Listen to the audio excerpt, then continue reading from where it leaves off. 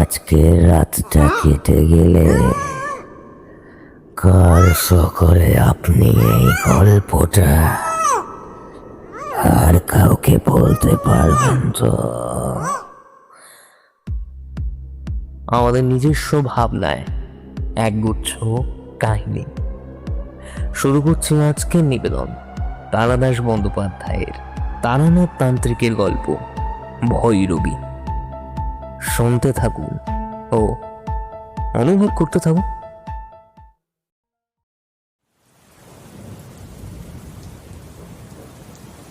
দিনটা সকাল থেকেই মেঘলা। দুপুরের দিকে বেশ এক পশলা বৃষ্টিও হয়ে গেল। তারপর আর বৃষ্টি নেই বটে, কিন্তু আকাশে থমথম করছে কালো মেঘ, জলো বাতাস দিচ্ছে। এমন দিনে মনে একটা কি করি ভাব হয়। দু একখানা বিলিতি ম্যাগাজিন বন্ধুদের কাছ থেকে চেয়ে এনে পরে পড়ব বলে জমিয়ে রেখেছিলাম। এখন সেগুলো উল্টে পাল্টে দেখলাম, বাদলার দিনের মেজাজের সঙ্গে ঠিক খাপ খাচ্ছে না। কি করা যায়? স্ত্রীর সঙ্গে গল্প করব? না, 7 বছর বিয়ে হয়ে যাওয়ার পর আর বাদলার দিনে খোলা জানলার ধারে স্ত্রীকে নিয়ে কাব্য চলে না। যতই নিষ্ঠুর শোনাক, কথাটা সত্য। মহাকালের নির্মমতা এবং অতীত সুখের দিন সম্বন্ধে বিমর্ষভাবে চিন্তা করছি।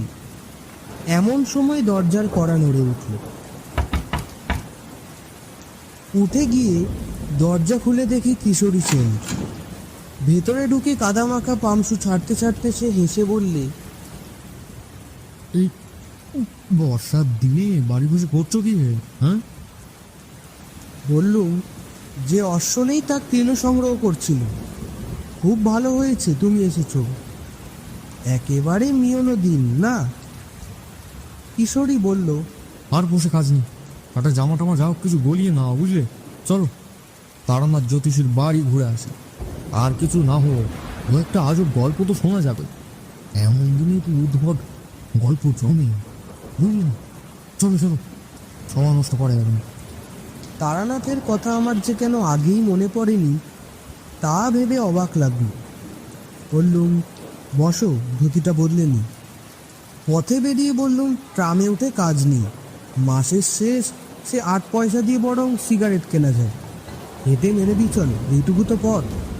কিশোরীরও মাসের শেষ, 8 পয়সার পাসিংস কিনে হাঁটতে হাঁটতে দুজনে মঠ লেনে তারানাথের বাড়ি হাজির হলুম।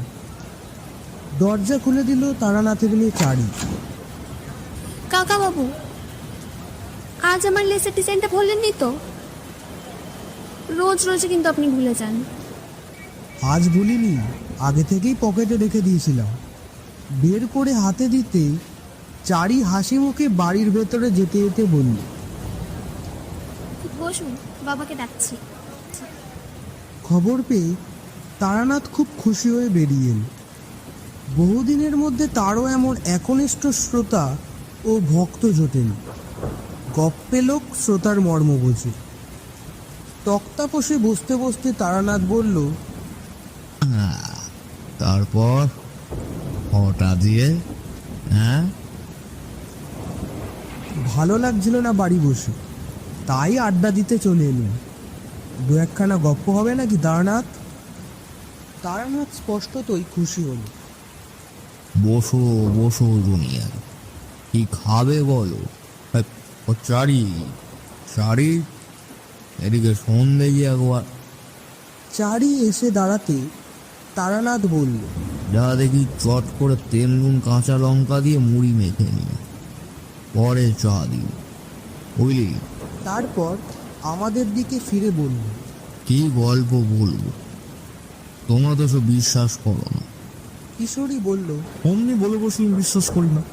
বিশ্বাস যদি নাই করবো, তাহলে এই বাদলার দিনে এতখানি পথ ঠেঙিয়ে এলুম কি করতে? সে তো গল্প শোনার লোভে। নাস্তিক আর অবিশ্বাসীরাই অলৌকিক গল্পের ভালো শ্রোতা হয়। আমি বললুম, আপনার কাছে এতদিন আসছি, আপনি কিন্তু আমাদের অলৌকিক কিছু দেখালেন না।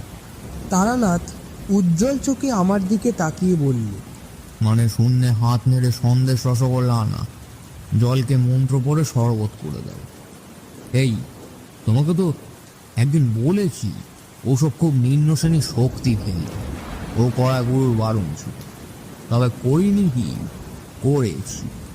কম বয়সে ভক্তদের অবাক করবার জন্য পয়সা রোজগারের ফিকিরে করেছি কিছু কিছু। বাকি শক্তিও তাতেই গেল, ওতে কিছু নেই বাবু। আসল তান্ত্রিক কখনো ভেলকি দেখায় না। আচ্ছা, সাধুরা যে চোখ বুঝে ত্রিভুবন ত্রিকাল সামনে দেখতে পান, এখানে বসে বিলতে কি হচ্ছে সব বলে দিতে পারেন? এসব কি বিশ্বাসযোগ্য? নিশ্চয়ই। সদ্গুরু পেলে আর প্রকৃত সাধনা করতে পারলে তুমিও পারবে। যেমন যেমন ধরো, সদ্য কোনো মৃত চণ্ডালের সব থেকে মুন্ড কেটে এনে অমাবস্যা বা সংক্রান্তি তিথিতে শ্মশানে গর্ত করে তাতে সেই মুন্ড নিক্ষেপ করতে হবে। পরে গভীর রাত্রে সেই গর্তের উপর পদ্মাসনে বসে মাথার উপর মরা দাঁড় কাকের বাঁ দিকের ডানা রেখে 1,00,000 বার বীজ মন্ত্র জপ করলে তুমিও সর্বজ্ঞ হতে পারো, বুঝলে? বীজ মন্ত্রটি কি? হ্যাঁ, সেটি বলা যাবে না। তন্ত্রে অদীক্ষিত লোকের কাছে সাধনার গুহমন্ত্র বলা নিষেধ। বীজ মন্ত্রই আসল কি না? চারি তেলে জবজবে করে মুড়ি মেখে নিয়ে এলো। খেতে খেতে বললুম, আপনি কখনো সত্যিকারে কপালিক দেখেছেন? কিশোরী জিজ্ঞেস করলো, তান্ত্রিক আর কাপালিকের মধ্যে পার্থক্য আছে নাকি কিছু? পার্থক্য আছে, তবে সেসব তোমাদের বোঝানো কঠিন। জেনেও তোমাদের কোনো কাজ নেই। হ্যাঁ, কাপালিক দেখেছি কিছু, কিন্তু একবারের স্মৃতি কখনো ভুলতে পারবো না। তারানাথ যেন একটু অন্যমনস্ক হয়ে চুপ করে গেল। বললুম, বলুন না সে গল্প তারানাথ, বলুন না, বেশ লাগবে শুনতে। বলছি, তোমরা এখন খেয়ে নাও, বুঝলে? সে এক ভয়াবহ কাহিনী। হ্যাঁ, অনেকদিন বাদে মনে পড়ে গেল। এখনো মনে হলে গায়ে কাঁটা দেয়। এই ঘটনা কি মধুসুন্দরী দেবীর আবির্ভাবের আগের? বটে, আমার ভবঘুরে জীবনের একবারে প্রথম দিকে ঘটেছে। তখন আমি বীরভূমের মাতু পাগলিকে দেখিনি। চা এনেছিস? রাখ, এই তক্ত বসে এখানেই রাখ, এখানে রাখ। এই নাও, চা খাও, ধরো।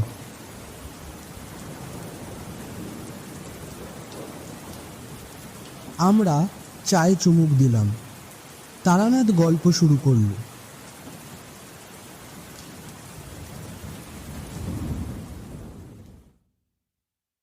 আমার বয়স তখন 22-23।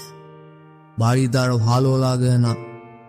আমাদের গ্রামে ধারে বাঁধানো বটতলায় একবার এক বিচিত্র দর্শন সাধু এসে 7-8 দিন বাস করেছিল। সামনে ধুনি জ্বালিয়ে চুপ করে বসে থাকে, মাথায় চূড়ার মতো উঁচু জটার ভার, চোখ দুটো বেশ শান্ত। গ্রামের অনেকেই তার কাছে গিয়ে দুধ ফলমূল এসব দিয়ে আস। বৌজিরা বায়না করতো মাদুলি তাবিজের জন্য। সাধু কিন্তু কখনো ভরণ দেখায়নি, অলৌকিক শক্তি দেখিয়ে ভক্ত জোগাড়ের চেষ্টাও করেনি কোনোদিন। কেউ বেশি বিরক্ত করলে বলতো, আমি কিছু জানি না মা, আমার কোনো ক্ষমতা নেই, ভগবানকে ডাক, ভগবান সব ঠিক করে দেয়। বেশি ধরাধরি করলে বলতো, আচ্ছা যা, আমি তোর হয়ে ভগবানের কাছে প্রার্থনা করব।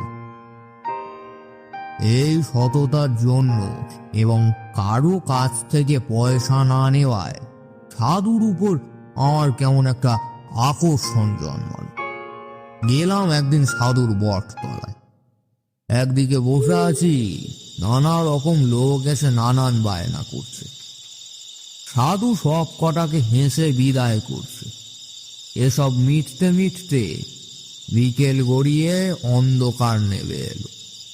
এবার আমি আর সাধুই কেবল রয়েছি বটতল।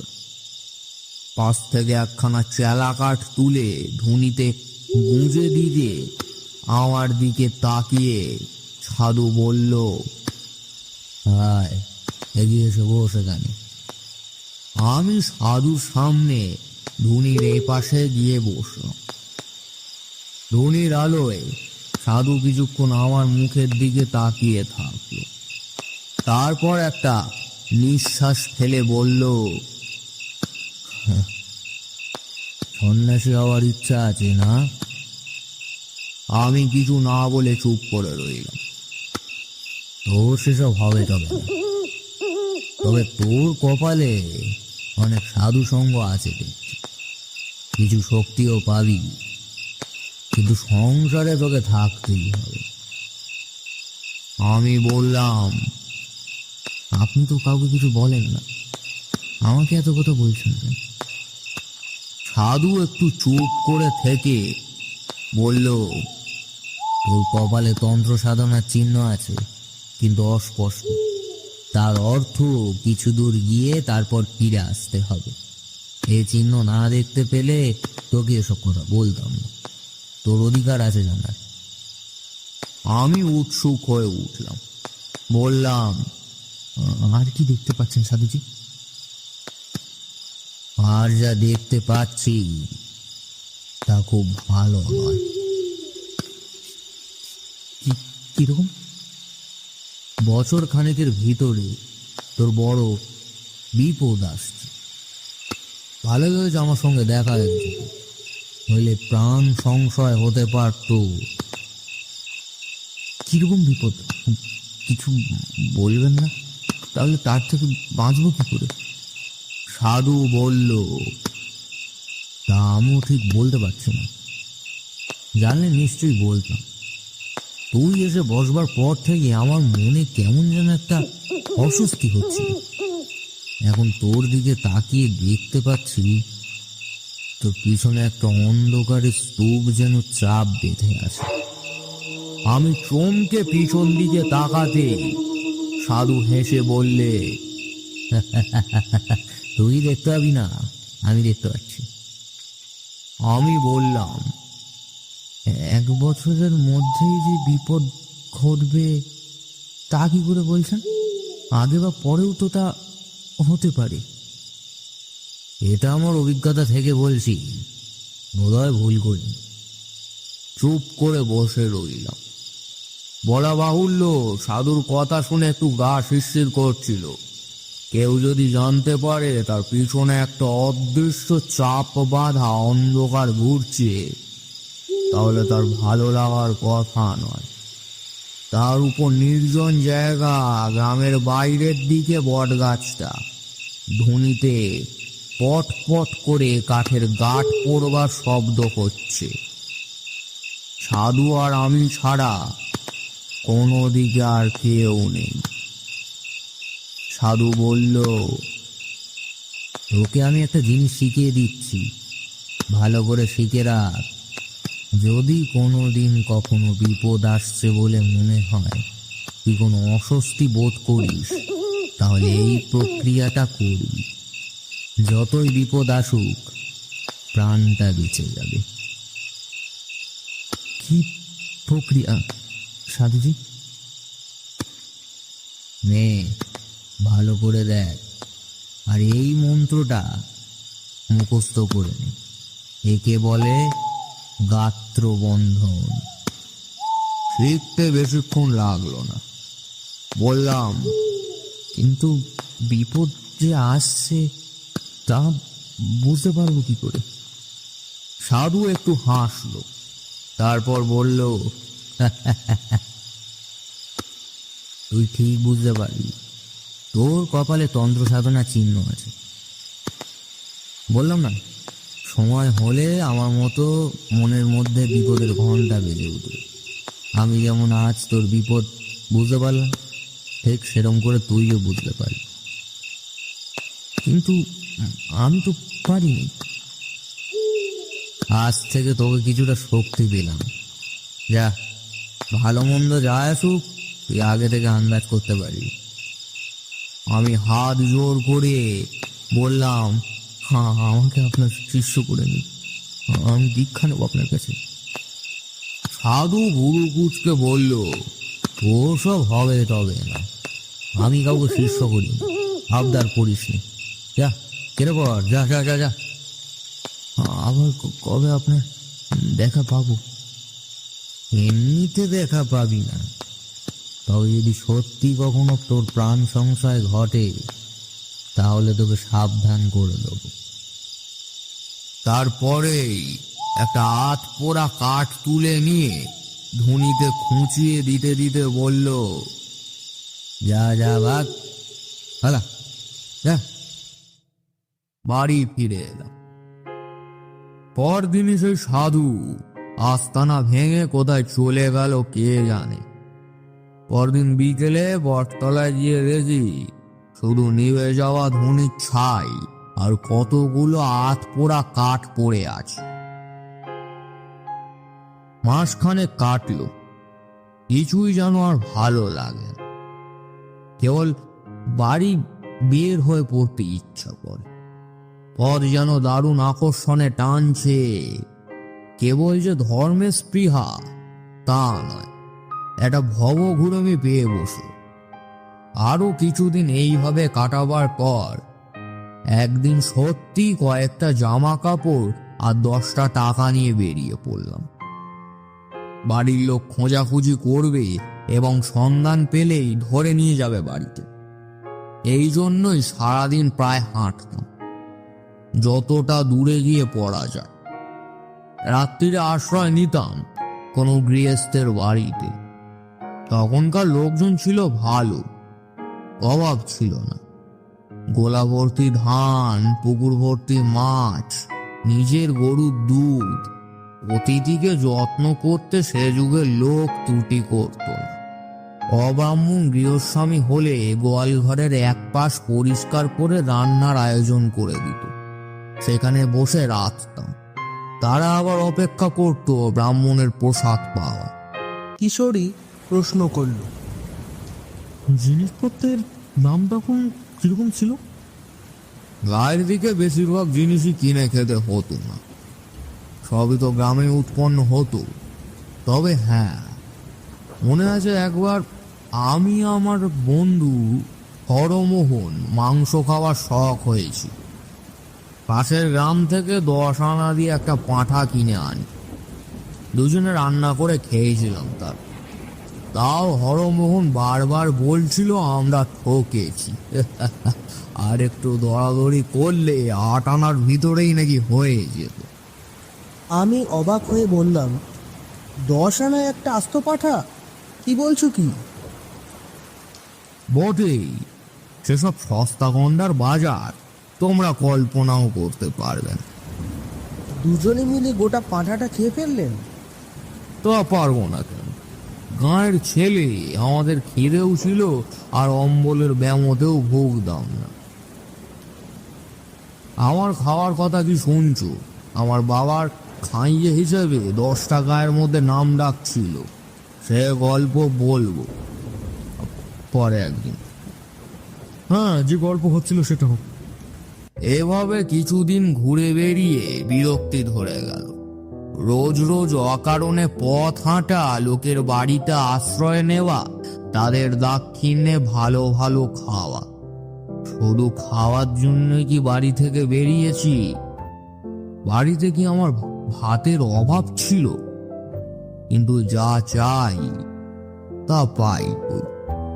যাই হোক, পথ হেঁটে ক্লান্ত অবস্থা একদিন সন্ধ্যেবেলায় এক গ্রামে এসে পৌঁছালাম। গ্রামটা ঘন বসতি নেই, একটু ছাড়া ছাড়া বাড়ি ঘর। আম জাম বাঁশ বাগানে ঘেরা। একটা বড় আম বাগানের পাশে কাদের বেশ সুন্দর বাড়ি দেখে সেইখানেই আশ্রয় নেব ভাবলাম। সুন্দর বলতে ওই পাকা বাড়ি নয়, পুরো চালের বড় বড় 8-10 খানা ঘর, মাঝখানে উঠোনকে ঘিরে। বিরাট উঠোনে ধানের গোলা, এক পাশে গোয়ালে কখানা গরু সাজালে ধোঁয়ার মধ্যে বসে বসে জাবর কাটছে। আমি উঠোনে পা দেওয়ার সঙ্গে সঙ্গে বাড়ির মধ্যে শাঁকে ফু পড়ল। সব মিলে সম্পূর্ণ গৃহস্থের লক্ষণ ফুটে বেরোচ্ছে। উঠোনে দাঁড়িয়ে এদিক ওদিক তাকাচ্ছি, একজন কালো মতো মধ্যবয়স্ক লোক এগিয়ে এসে বলল, আগে কি চাই? বললাম, আমি বিদেশি লোক, রাত্রিটা একটু থাকবার সুবিধা হবে কি? আপনি? ব্রাহ্মণ। লোকটা আসুন আসুন করে ব্যস্ত হয়ে আমায় নিয়ে দাওয়ায় বসা। আসুন আসুন আসুন আসুন আসুন, ভিতরে বসুন। আসুন আসুন আসুন আসুন ঠাকুর মশাই, আসুন বসুন। পা ধোয়ার জল দিল। তার নাম মাধব ঘোষ, সেই বাড়ির মালিক। চাষবাস আছে প্রায় 50 বিঘের। মাধব লোক বেশ ভালো। আমাকে রান্নার ব্যবস্থা করে দিয়ে সে ঠায় বসে রইল সামনে। বসে গল্প করে আর একটু বাদে বাদে হুকুটিকে এগিয়ে দিয়ে বলে, কথায় কথায় আমি বললাম, আমাদের বাংলাদেশে আতিথিয় তো বড় সুন্দর না? এই তুমি আমাকে এত যত্ন করছো, এতে তোমার কি লাভ? জিভ কেটে মাধব বলল, ছি ছি ছি ছি ছি ছি ছি ছি। আগে ও কথা বলবেন না। ব্রাহ্মণ দেবতার হাড়িতে 2টি চাল দিতে পারছি, সে তো আমার সৌভাগ্য। তবে কথা কি জানেন, সব অতিথি তো আবার সমান হয় না। এই তো দিন 7 আগে আমাদের বাড়িতে সে কি এক কাণ্ড! ধোয়া সুগন্ধি আতপ চাল হাঁড়িতে ছেড়ে দিয়ে তার দিকে ফিরে বললাম, কেন, কি হয়েছিল? চুরি টুরি নাকি? নিঃশেষিত কলকেটি ওপুর করে তামাকের গুল ঝেড়ে কলকেটি এক পাশে রেখে মাধব বলল, তাহলে তো বরং ভালো ছিল ঠাকুর মশাই। শুনুন না সে কাণ্ড।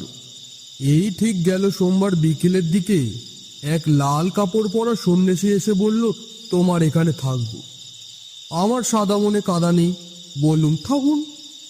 গোয়াল ঘরে রান্নার ব্যবস্থা করে দিল। দিব্যি চেহারা তার, ফর্সা রং, এই মোটা পৈতের গোছা, দেখে কিছু বোঝবার উপায় নেই। সে রাত্রিরে কিছু হলো না। পরের দিন সকালে সন্ন্যাসী যাওয়ার সময় আমাকে বললে, কাল যে মেয়েটি রান্নার জিনিসপত্র এগিয়ে দিচ্ছিল, সে তোমার কি হয়?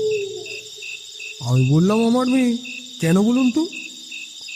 তারপর কি বলবো আপনাকে, সন্ন্যাসী যা বলে উঠল তা তো নিমেষে আমার মাথায় রক্ত উঠে গিয়েছে। বলে কি, তোমার ওই মেয়েটিকে আমাকে দাও, আমি ভৈরবী করব। ওর শরীরে ভৈরবীর চিহ্ন রয়েছে। আমি অবাক হয়ে বললাম, তারপর? মাধব বলল, তারপর আর কি, আমার চেঁচামেচিতে পাড়ার লোক জড়ো হয়ে গেল। বললুম, ঠাকুর তুমি শুধু ব্রাহ্মণ বলে পার পেয়ে গেল, নইলে মাধব ঘোষের মেয়ের দিকে নজর দিয়ে গ্রাম থেকে আর বেরুতে হতো না। সন্ন্যাসী আমার দিকে কম করে তাকিয়ে যাবার সময় বলে গেল, কাজটা ভালো করলি না, তোর মেয়ে উদ্ধার হয়েছে, তো প্রতিফল হাতে হাতে পাবি। আমি অবাক হয়ে শুনছিলাম। বললাম, বলো কি হে, এ তো সাংঘাতিক ব্যাপার, লোকটা আর আসেনি তো? মাধব ঘোষ হেসে বলল, তার আর আসতে সাহস হবে না। সন্ন্যাসী হলেও প্রাণীর মায়া তো আছে। হ্যাঁ, মাধব ঘোষের যত্নে সত্যিই তুলনা নেই। খাওয়া যখন প্রায় শেষ হয়ে এসেছে, একটা বড় জামবাটি ভর্তি দুধ এনে সে একটু দূরে নামিয়ে রাখলো।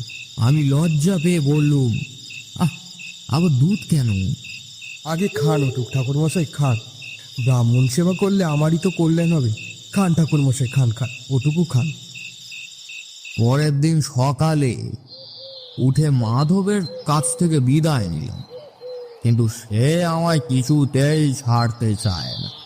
আমি প্রায় জোর করেই চলে এলাম।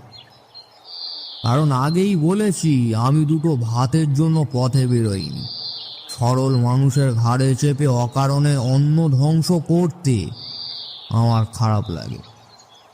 এই পথে আবার যদি কখনো আসি তাহলে তার বাড়িতে আশ্রয় নেব। কথা দিয়ে বেরিয়ে পড়লাম। দুপুর একটা গঞ্জ মতো জায়গায় চিড়ে দই কিনে খাই, তারপর আবার হাঁটি।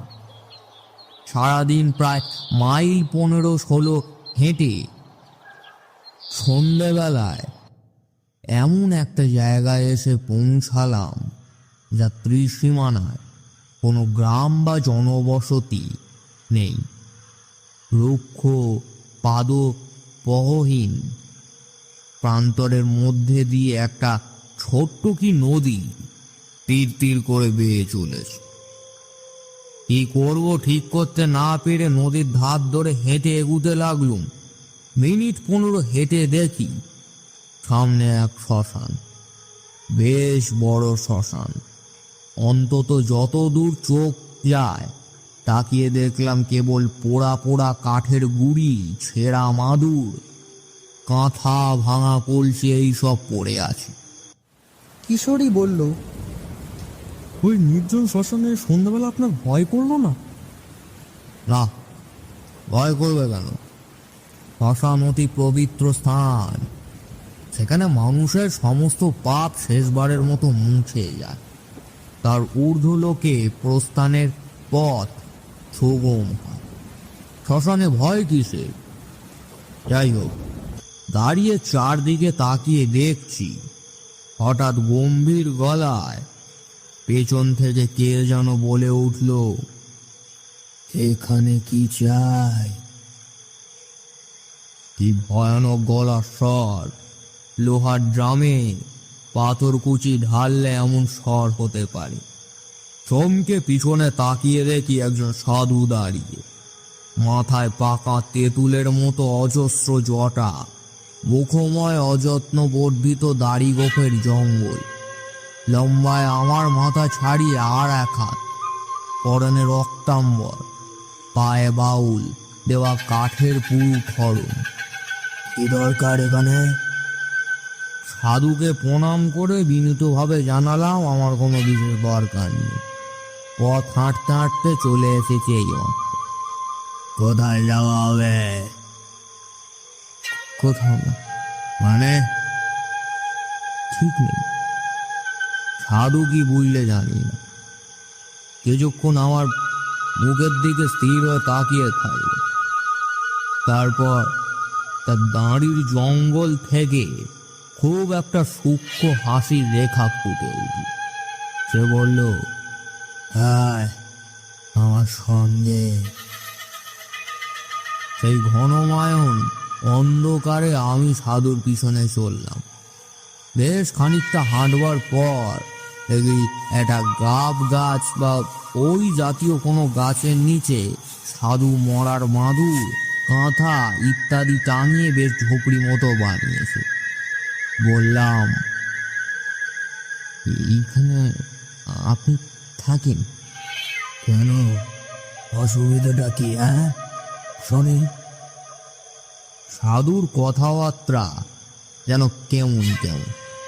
আমি বললাম, না, অসুবিধা আর কি, তাই বলছে। সাধু আমাকে ঝোপড়ির বাইরে বসতে বলে নিজে ভেতরে ঢুকলো। বেরিয়ে এলো দুটো পাকা কলা হাতে নিয়ে। বলল, এই নাও, খাও। নিলাম। কি উদ্দেশ্যে বেরানো হয়েছে বাড়ি থেকে? হ্যাঁ, সাধু হওয়ার ইচ্ছে নাকি? আমি উত্তর দিলাম না। কলা হাতে চুপ করে বসে রইলাম। তুই আমার কাছে থেকে যা, আমি তোকে চেলা করে নেব, থাকবে?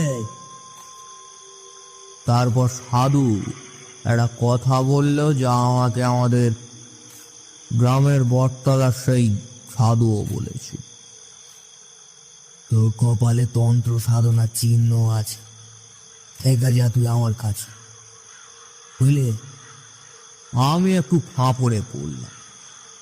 এই সাধুকে দেখে আমার তেমন শক্তির উদয় হয়নি, বরং কেমন একটু অস্বস্তি হয়েছিল। এত সহজে নিজে থেকে চেলা করে নিতে চাইলো দেখে সে ভাব বেড়েছে বই কমেনি। ভালো সাধু কখনো কথায় কথায় শিষ্য করে বেড়ায় না। অবশ্য আমার আর চিন্তা কি, থাকি কদিন, ভালো না লাগলে কেটে পড়ার বাধা কোথায়? সাধু সঙ্গের জন্যই তো বেরিয়েছি, বাজিয়ে দেখতে দোষ কোথায়? বললাম থাকবো। সাধু বলল, বেশ, আমি একটা বিশেষ সাধনা করছি, সেটা কদিনের মধ্যেই শেষ হয়ে যাবে, তারপর তোকে দীক্ষা দেব। কি সাধনা? সে আছে, সময় হলে জানাবো। তাছাড়া তোর সাহায্য আমার দরকার হতে পারে। থেকে গেলাম সাধুর কাছে। 2-4 দিন কেটে গেল। সাধু আমাকে একলা ফেলে রেখে সারাদিন কোথায় কোথায় ঘুরে কি সব সংগ্রহ করে আনে, বোধহয় নিজের সাধনা জিনিসপত্র। রাত্রিরে বসে অনেকক্ষণ ধরে পুজো করে সে সময়টা, আর জপ তপ করে কিসে। আমি একটু দূরে কাঠকুটো দিয়ে আগুন জ্বেলে মাটির হাঁড়িতে ভাতে ভাত রান্না করি। অনেক রাত্রিরে খাওয়া হয়। কমে সাধুর কাণ্ড কারখানা দেখে আমার মনে দৃঢ় বিশ্বাস হলো সাধু একজন কাপালি। একদিন একটা মরা চড়ুই পাখি কোথা থেকে ঠ্যাং ধরে ঝুলিয়ে এনে হাজির। ঝুপড়ি থেকে ছুড়িয়ে এনে চড়ুইটার পেট চিরে নাড়ি বুড়ি বের করলো সাধু। তারপর কি একটা জিনিস আমাকে না দেখিয়ে টুক করে ভরে দিল পাখিটার পেটে। আবার ঝুপড়িতে 2খানা একই মাপের মাটি সরা এনে একটায় মরা পাখিটা রেখে অন্যটা দিয়ে চাপা দিয়ে দিল। তারপর একটু আঠা মেখে সেই আঠা দিয়ে 2টো সরাইয়ের মুখে মুখ জুড়ে দিল। আমি অবাক হয়ে বললাম, এই দিয়ে কি হবে? সাধু সংক্ষেপে বলল, কাজ আছে। তারপর আমার হাতে মুখ বন্ধ সরাটা দিয়ে বলল, আগুনে পোড়াও তো এটা, 1 ঘন্টা ধরে পোড়াবে। এইভাবে 3 দিন 1 ঘন্টা ধরে পোড়াবে। দাঁড়াও। রান্না হয়ে গিয়েছে, কিন্তু আগুন তখনও জ্বলছে। আমি কথা না বলে সরাটা সাধুর কাছ থেকে নিয়ে আগুনে রেখে দিই। সাধু বললে, দ্রব্যগুণ, বুঝলে? দ্রব্যগুণ একটা বিরাট জিনিস, তুমি মানো? নিজে প্রত্যক্ষ দেখিনি কখনো।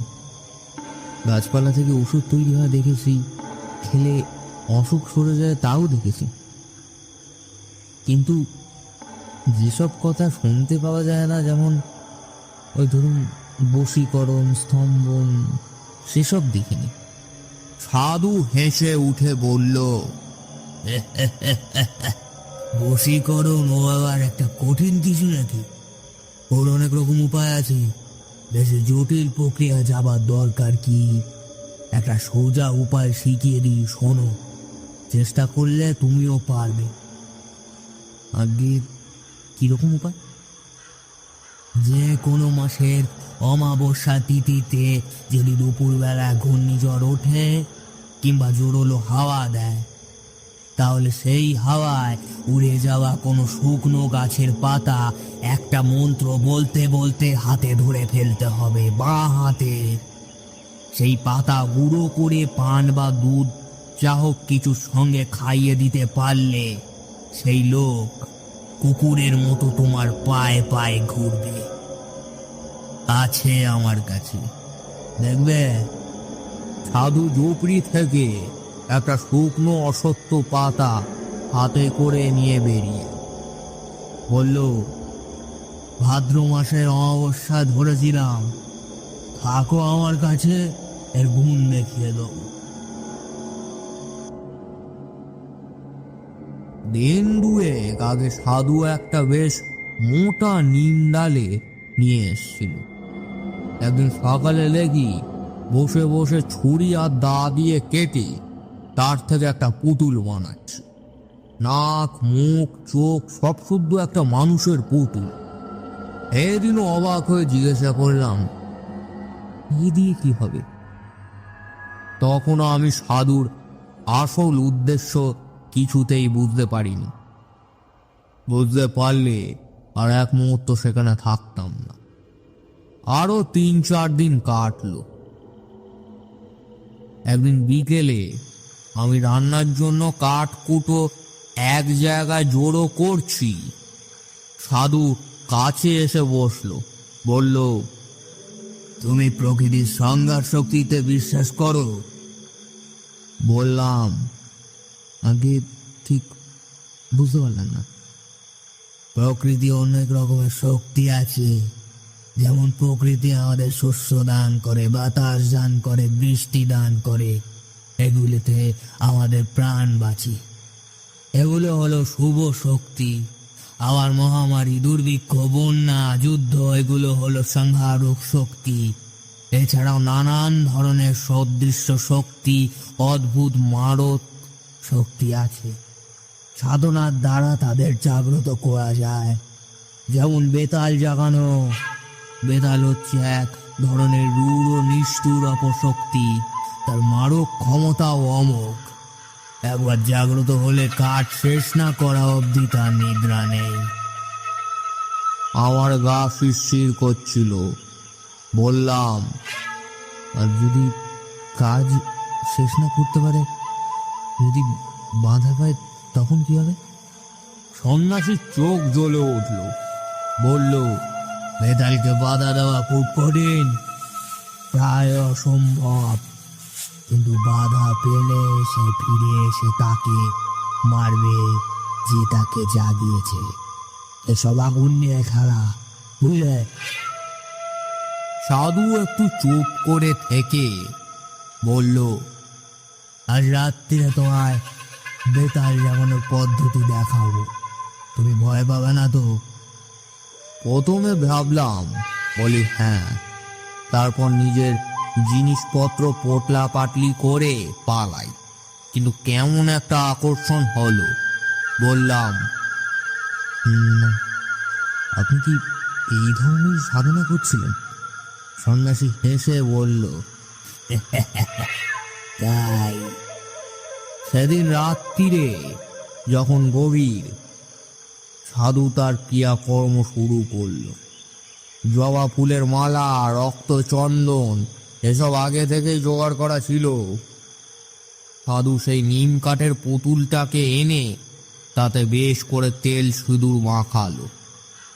তারপর সেটাকে কোমর অবধি পুতুল মাটিতে, তার চারিদিকে বেড়ার মতো করে মাটিতে রেখে দিল একটা জবা ফুলের মালা। পদ্মাসনে বসে বিড় করে কি মন্ত্র পড়তে লাগলো। পুতুলটায় চন্দনে ছিটে দিতে লাগলো। তারপর এসব হলে ঝোলা থেকে বের করলো একটা মদের বোতল। সাধু ঝুপড়িতে একটা মরার খুলি ছিল, তা আগেই দেখেছি। সেটাতে খানিকটা মদ ঢেলে সাধু আমার দিকে তাকিয়ে বলল, সেই বন্ধ সরাটা কই? আমি সরা এনে দিলাম। সাধু আঠাগুলো নখ দিয়ে খুঁটে খুঁটে তুলে ছড়াটা খুলল। দেখলাম 3 দিনে পোড়ানোতে ভেতরের পাখিটা একদম ছাই হয়ে গিয়েছে। সেই ছাই এক চিমটে নিয়ে মদে মেশালো সাধু। তারপর ঢক করে মদটা গলায় ঢেলে দিল। খাওয়ার পরেই সাধুর আশ্চর্য পরিবর্তন দেখলাম। সাধুর চোখ দুটো ছোট ছোট কোটরে গিয়ে যেন 2 টুকরো কয়লার মতো জ্বলতে লাগলো। আমার দিকে ফিরে সাধু বলল, শুকনো কাঠ দিয়ে একটা ধুনি করো তো। করলাম। ধুনি বেশ জ্বলে উঠতে সাধু রক্ত চন্দন দিয়ে ধুনি পুজো করল। তারপর তামার কোষায় গাওয়া ঘি, একটা জবা ফুল আর কি যেন মিশিয়ে মন্ত্র পড়ে আঙ্গুনে আহুতি দিল। সঙ্গে সঙ্গে একটা বিকট পোড়া গন্ধে ভরে গেল চারদিক। সাধু বিকৃত গলায় হেসে উঠল।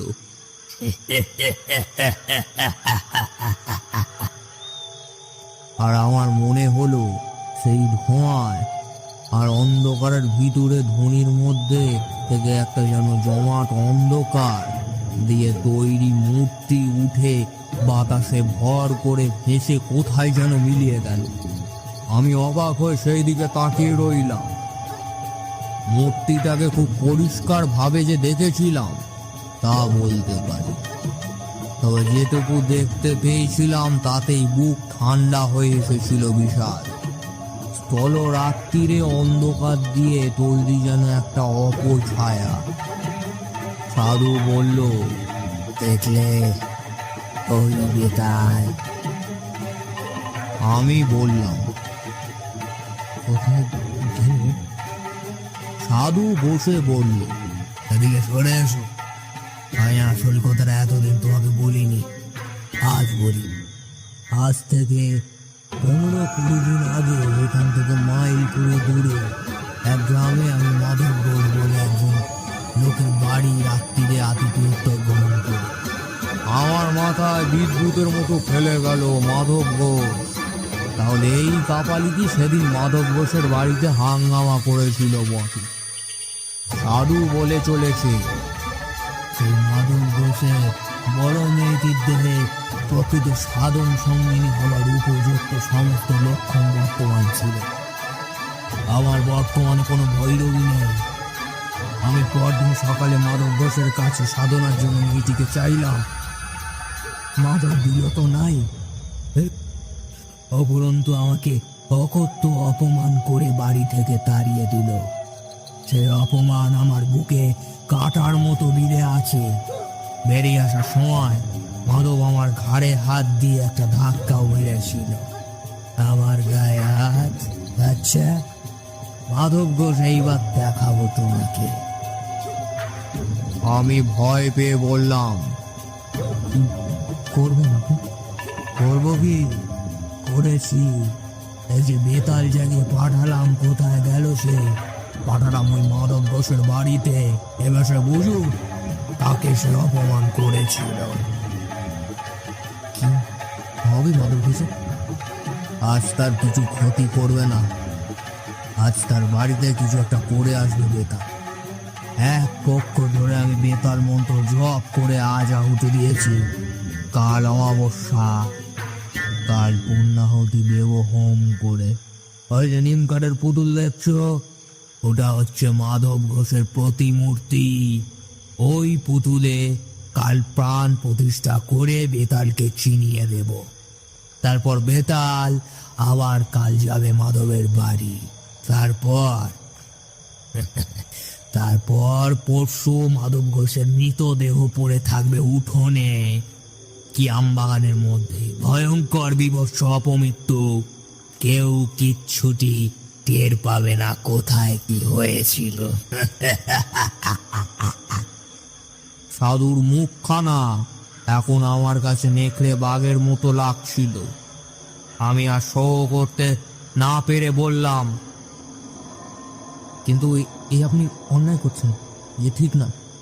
সাধুর চোখ আবার ধক করে জ্বলে উঠল। পৈশাচিক ক্রোধে মুখ বিকৃত করে সে আমার দিকে তাকিয়ে বলল, কি বলতে চাস তুই? আমি অন্যায় করছি? আমার যেন কেমন সাহস এসে গেল। বললাম, নিশ্চয়ই অন্যায়। আপনি এই কুকর্মে লিপ্ত আছে জানলে আমি একদিনও থাকতাম না এখানে। প্রতিহিংসা সাধনের জন্য নরহত্যা মহা অধর্ম।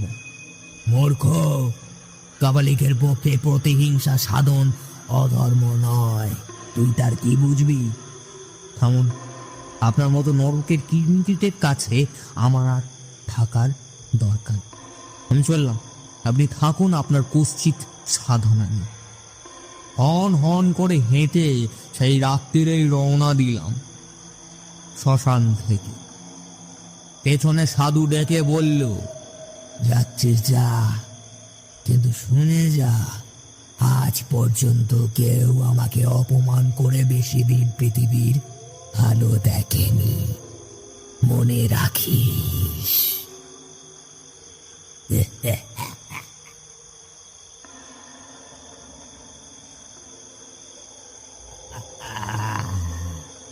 অনেক দূর চলে এসেছি, তখনও পিছন থেকে রাত্রিরে নির্জনতা ভেদ করে সাধুর উন্মাদের মতো হাসি শুনতে পারছিলাম। পরের দিন দুপুরবেলা গড়িয়ে গেলে অবিশ্রান্ত হেঁটে আমি মাধব ঘোষের বাড়ি পৌঁছালাম। দেখি সমস্ত বাড়িটা যেন কেমন ঝিমিয়ে আছে, ভেতরে কেউ যেন জেগে নেই। আমার বুকটা ছ্যাঁত করে উঠল। না জানি বেতাল কাল রাত্রিরে কি করে গিয়েছি। উঠোনে দাঁড়িয়ে ডাক দিলাম, মাধব, মাধব, মাধব। ডাক শুনে ভেতর থেকে মাধব বেরিয়ে এলো। আমাকে দেখে সে যেন হাতে চাঁদ পেল, এগিয়ে এসে পায়ের ধুলো নিয়ে বলল, ঠাকুরমশাই, ঠাকুরমশাই, আপনি এসেছেন? আমি যেন একটু বল পেলাম, ভগবান পাঠিয়েছেন আপনাকে। দেখলাম মাধবের চোখ বসে গিয়েছে, মুখ শুকনো। বললাম, কি হয়েছে? কোনো বিপদ আপদ হয়নি তো? আর বিপদ, গতকাল রাত্রে আমার দুখানা গাই গরু মরে গেল ঠাকুরমশাই। সে কি, গরু মারা গেল কি করে? তা কি করে বলি বলুন দেখিনি ঠাকুরমশাই। আশ্চর্য ব্যাপার, তখন অনেক রাত, হঠাৎ গোয়ালে কেমন একটা শব্দ শুনলাম। মনে হলো গরুগুলো যেন ভয় ছটপট করছে। উঠে বাইরে যাবার আগেই মুঙ্গলি গাড়িতে চিৎকার করে উঠল। গিয়ে দেখি রাঙি আর মুঙ্গলি দুটোই মাটিতে শুয়ে ছটপট করছে। কি হলো কে জানি। তখনই লোক পাঠালো পাশের গায়ে গোবর দির জন্য। সে এলো বটে, কিন্তু কিছুই বুঝতে পারল না। তারপর তারপর আজ সকালে মারা গেল গুরু দুটো। মাধবের চোখ দিয়ে জল পড়তে লাগলো। বলল, আজ সকাল থেকে আবার মেয়েটার জ্বর, গা যেন পুড়ে যাচ্ছে। এসব তো ভালো কথা নয় ঠাকুরমশাই। আপনি এলেন ভালোই হলো। ব্রাহ্মণ মানুষ, বিটে বাস করলে আমার ভয় কেটে যাবে। বুঝলাম সবই, কিন্তু আমার আর কি করবার আছে কিছুই বুঝতে পারলাম। আমি থাকলে যদি মাধবে মনে একটু শান্তি আসে, তাহলে থাকতে পারি এই মাত্র। একটু পরেই একটা অদ্ভুত ঘটনা ঘটল। তখন বিকেল, বেশ গাঢ় হয়ে এসেছে। মাধব বেশ করে ফলাহারের আয়োজন করে দিয়েছিল। ফলাহার করে আমি একটু বাগানে যাওয়ার প্রয়োজন হয়ে পড়ল। মাধবের কাছ থেকে গাড়ু চেয়ে বাগানে সারলাম। গাড়ু হাতে ফিরছি, হঠাৎ মনের মধ্যে কেমন যেন একটা অনুভূতি জেগে উঠল। ঠিক কি রকম তা বোঝাতে পারব না। যেন আমার খুব বড় একটা বিপদ আসছে, খুব কাছে এসে গিয়েছে সেই বিপদ। ভয়ের একটা বিচিত্র অনুভূতি বুকের মধ্যে ঠেলে উঠল। সেই অন্ধকারে নির্জনে আমবাগানে আমি একা হঠাৎ দাঁড়িয়ে আছি। আমার বুকে যেন হিম হয়ে গেল। কেন এরকম হচ্ছে আমার? তাড়াতাড়ি ফেরবার জন্য এগুতো গিয়ে মনে হলো কয়েক হাত দূরে একটা আম গাছের গুড়ির পাশে কে যেন চুপ করে দাঁড়িয়ে আছে।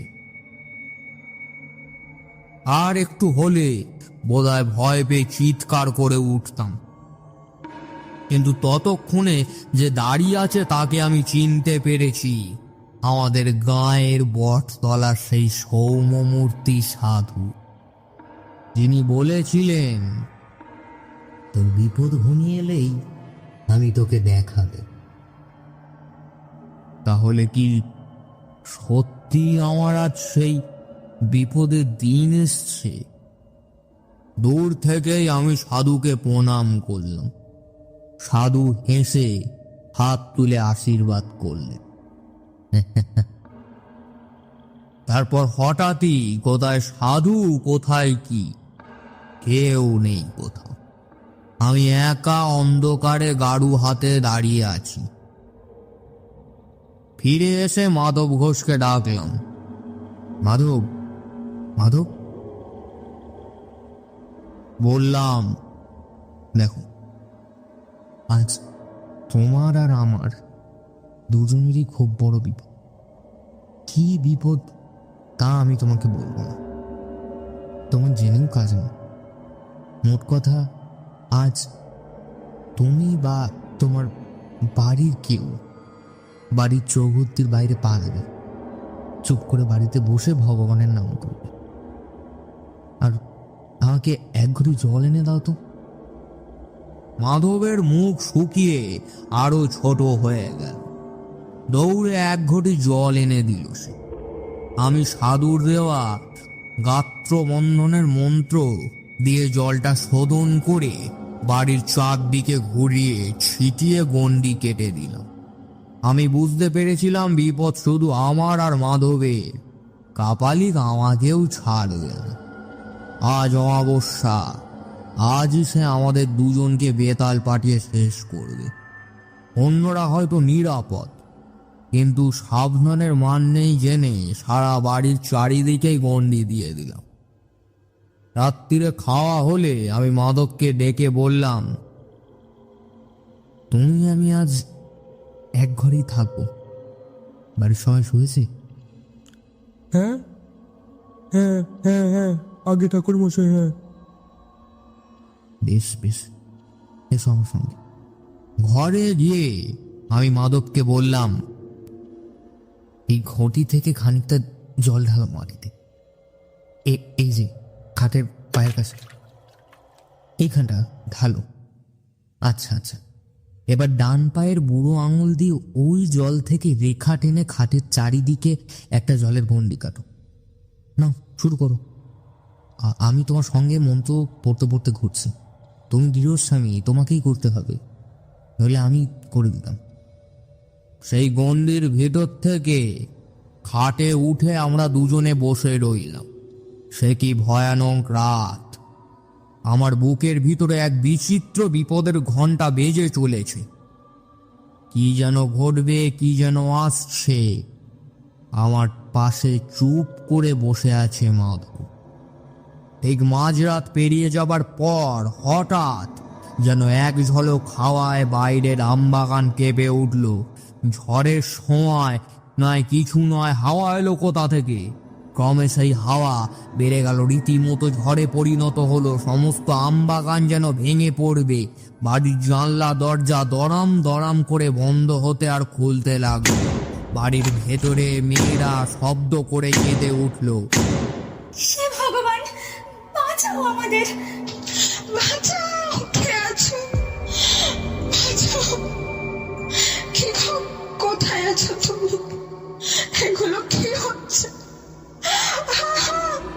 বাঁচাও, ভয় করছে বড়। হে ভগবান, বাঁচাও আমাদের। এগুলো কি হচ্ছে? বাঁচাও, কে আছো? বাঁচাও, ভয় করছে বড়। কি গো, কোথায় আছো তুমি? মা, আমার ভয় করছে। আমি চেঁচিয়ে বললাম, কেউ বাইরে আসবেন না, সবাই ভেতরে বসে থাকুন, কেউ বাইরে আসবেন না। ঝড়ের শব্দের মধ্যে কার যেন বিভৎস হুঙ্কার, বিকৃত যান্ত্রিক গলায় কে যেন অমানুষিক হুঙ্কার করছে। কে যেন ঝড়ের ছদ্মবেশে প্রাণপণ চেষ্টা করছে বাড়িতে ঢোকবার। বারবার অদৃশ্যে কিসে বাধা পেয়ে ফিরে যাচ্ছে। খানিকক্ষণ এরকম চলার পর হঠাৎই ঝড়টা এক মুহূর্তে যেন থেমে গেল। হাওয়া শান্ত আমবা, মৃদু হাওয়ায় বাড়ির কলা গাছের পাতা নড়ছে। যে বাড়িতে ঢোকবার চেষ্টা করেছিল সে যেন উদ্দেশ্য সফল হবে না বুঝে ফিরে গিয়েছে। আমার বুকের ভিতরে বিপদের ঘণ্টাও তখন হঠাৎই থেমে গেল। মাধব ঘোষ আতঙ্কিত চোখে আমার দিকে তাকিয়েছিল। আমি বললাম, আর ভয় নেই, বোধহয় বেঁচে গেলাম এই যাত্রায়। সেদিন রাত্রিটা আমরা খাটে বসেই রইলাম। পরের দিন সকালে খবর পেলাম মাধবের মেয়ের জ্বর নেমে গিয়েছে। আমি সকালেই বিদায় নিতে চেয়েছিলাম, মাধব কিছুতেই ছাড়ল না, খালি বলে, আপনার দয়াতেই রক্ষা পেলাম। বেঁধে রাখতে পারবো না জানি, তবু এ বেলাটা থেকে যেতেই হবে, না শুনবো না আমি। থেকে ভালোই করেছিল, নইলে ঘটনার শেষটুকু জানতে পারতাম। বিকেলে মাধবের কাছ থেকে বিদায় নিয়ে বেরিয়ে প্রায় মাইল খানেক চলে এসেছি, দেখি ঘোড়ায় চেপে একজন দারোগাবাবু কোথায় যেন চলেছে, পিছনে দুজন পাগড়িওয়ালা সেপাই। আমার কাজ দিয়ে যখন তারা যাচ্ছেন, এই মনে হতে একজন সেপাইকে জিজ্ঞাসা করলুম, কোথায় চলেছো বাপু? সেপাইটা বললে, সামনে বিরামখালিতে একটি শ্মশান আছে জানেন, সেই শ্মশানে এক কাপালিক থাকতো, সে খুন হয়েছে। ধরা গলায় বললুম, খুন হয়েছে বোঝা গেল কি করে? মাথাটা নাকি একেবারে মসজিদে উল্টো দিকে ঘুরিয়ে দিয়েছে। অনেকে মিলে করেছে আর কি, একজনের কাজ না। আমি তখন সব বুঝতে পেরেছি। কাপালিক তো বলেছিল, বেতাল বাধা পেলে ফিরে গিয়ে যে জাগিয়েছে তাকেই আক্রমণ করে। কি ভয়ঙ্কর মৃত্যু! একবার তাদের সঙ্গে গিয়ে মৃতদেহটা দেখে আসবার ইচ্ছে হয়েছিল, কিন্তু পরে সে ইচ্ছে দমন করি। মনে মনে আমাদের গায়ে দেখা সৌম্য সাধুকে প্রণাম জানিয়ে আবার রওনা দিই। গল্প শেষ করে তারানাথ বলল, এই কেমন শুনলে? হ্যাঁ, ভালোই। পথে বেরিয়ে কিশোরীকে বললাম, বিশ্বাস হলো? সেই কথার জবাব না দিয়ে কিশোরী হেসে বলল, দিনটা তো ভালোই কাটলো নাকি? হ্যাঁ,